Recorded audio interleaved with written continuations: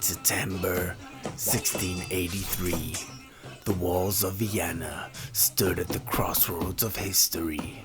To the east, the Ottoman Empire, the greatest military power of its age, advanced with an army that seemed unstoppable.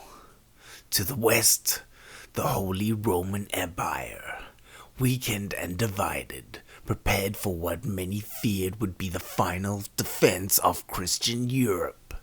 The outcome of the siege of Vienna would shape the balance of power on the continent for centuries. The Ottoman Empire had risen from obscure Anatolian beginnings in the late 13th century to dominate 3 continents.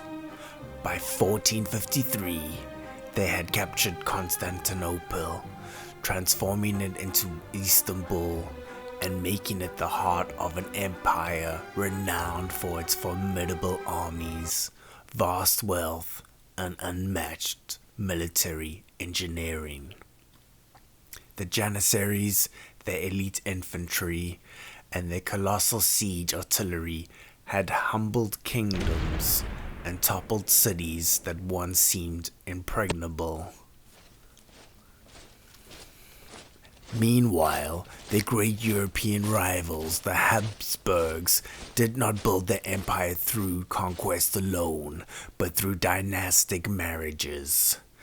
By the 16th century, through a web of unions, inheritances, and alliances, the Habsburg dynasty had gathered under its crown Spain, Burgundy, and much of Central Europe. Yet this immense realm was fractured, vulnerable to external pressure, and dependent on coalitions for its survival. These two forces first met at Vienna in 1529. Sultan Suleiman the Magnificent marched westward, seeking to breach the gates of Europe. Yet mud, rain, disease, and determined resistance thwarted his plans. The city held, but the shadow of the Ottomans lingered for more than a century.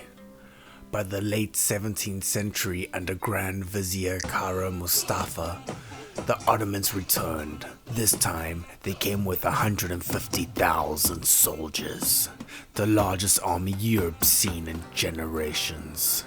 Vienna, with barely 15,000 defenders, stood nearly alone.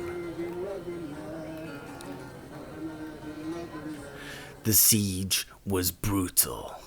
Ottoman sappers dug tunnels to mine beneath Vienna's walls, while their cannons battered its fortifications. Food dwindled, plague spread, and starvation loomed.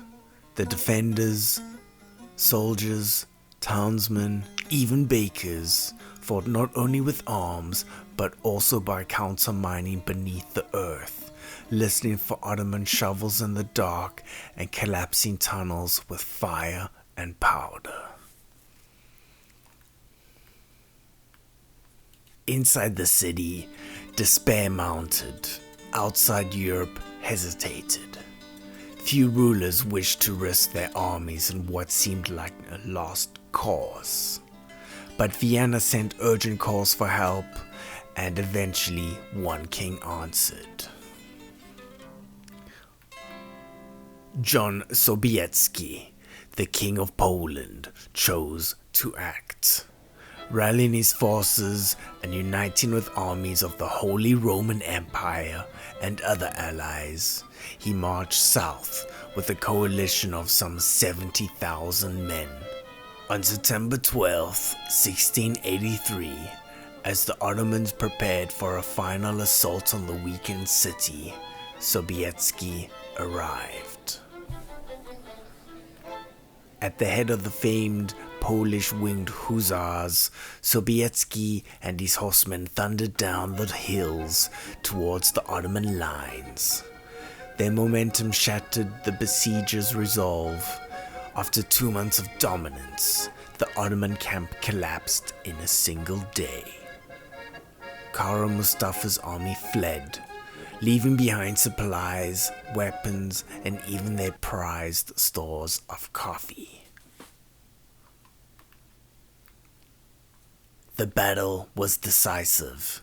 The Ottomans, once feared as Europe's greatest threat, never again advanced so far west. Their aura of invincibility was broken. For the Habsburgs, victory at Vienna marked the beginning of their rise as the great power of Central Europe. And for the city itself, the victory carried a cultural legacy. From the spoils of the abandoned Ottoman camp came coffee, which would give birth to Vienna's famous cafe culture. And legend holds that bakers, inspired by the crescent moon of the Ottoman flag, created the croissants as a symbol of defiance. The Siege of Vienna, 1683, was more than a battle. It was a turning point. It halted the westward expansion of the Ottoman Empire and reshaped the destiny of Europe.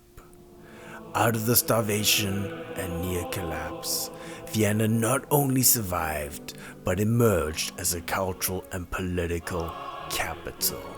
Its defenders, its allies, and Sobieski's hussars together forged a legacy that would echo across centuries.